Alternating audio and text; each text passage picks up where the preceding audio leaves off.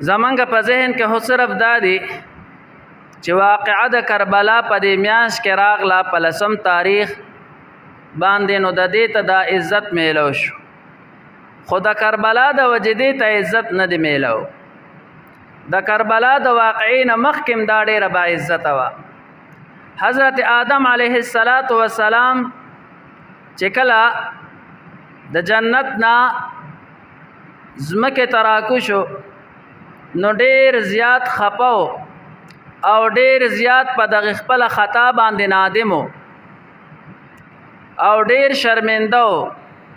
الله رب ذوالجلال چې کله توبه قبوله کړله، هغه هم دغه د محرم میاشت او دغه 10 محرم چې ما ورته ورته یوم العاشوره وایو.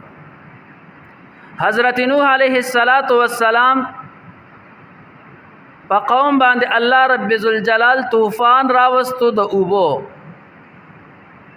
هغه طوفان 6 میاشتې چلیدلو په مخ د ځمکه باندې، د لوی لوی غرونو نه 10 غزه اوبو بره روانې وې.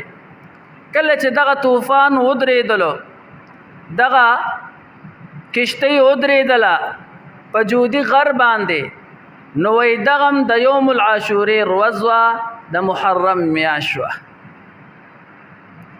ابراهیم خلیل الله علیه السلام چې کله د نمرود اور ته ور وغورځولی شو او د نمرود د اور نه راووتلو، دغم د عاشورې ورځ او د محرم میاشت وه.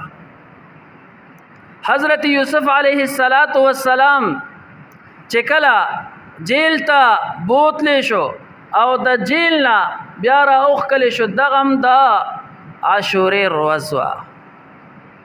حضرت یونس علیه السلام د کب په خېټه کې څومره وخت تیر کو، واپس د کب د خېټې نه چې راوتلو، دغم د عاشورې ورځ او د محرم میاشت وه. بني اسرائیلو ته الله رب ذوالجلال نجات ورکو د فرعون د سخت تکلیفونو نه، د سختو عذابونو نه. الله رب ذوالجلال فرعون هلاک کو، په دریاب کې غرق کو، او بني اسرائیلو ته چې موسی علیه السلام د دغه وخت پیغمبرو، الله رب ذوالجلال چې ورته نجات ورکو، دغم د یوم العاشورې ورځ وه، د محرم میاشت وه. حضراتو په دې میاشت باندې الله رب ذوالجلال ډېر واقعات صادره کړي دي په دغه یوم العاشوره باندې او په دې میاشت کې. نو دا محرم الحرام عزت دا د کربلا د وجې نه دی.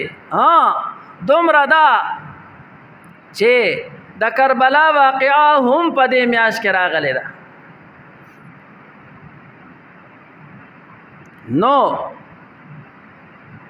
د محرم الحرام عزت د کربلا نه مخکې و. محرم الحرام الله رب ذوالجلال د مخکې نه باعزته ګرځولې ده. یوم العاشوره الله رب ذوالجلال د مخکې نه باعزته ګرځولې ده. حضراتو په دقه ورځ باندې پکې د حضرت حسین رضی الله تعالی عنه شهادت واقع شو، نو دا ورځ نور محترم او بابرکته وګرځېدله.